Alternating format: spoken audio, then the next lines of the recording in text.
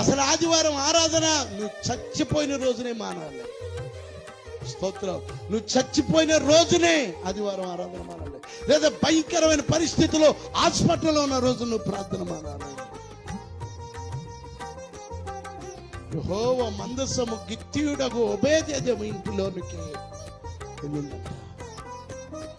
ఒబేదెదోము ఇంటిలో మందసం ఉండే దినము మొదలుకొని యెహోవా ఒబేదెదోమును అతని ఇంటి వారందరినీ, ఎంతమంది ఉన్నారు వాళ్ళ ఇంటి వారు? ఎంతమంది ఉన్నారు? సుమారుగా 62 ఉన్నారు. స్తోత్రం. వారందరినీ దేవుడు దీవిస్తానికి కారణం ఒబేదెదోము చేసిన పునాది.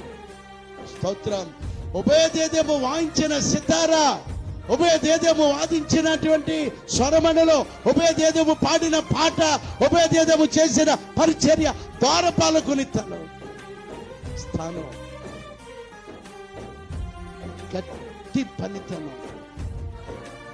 స్తోత్రం. హల్లెలూయా.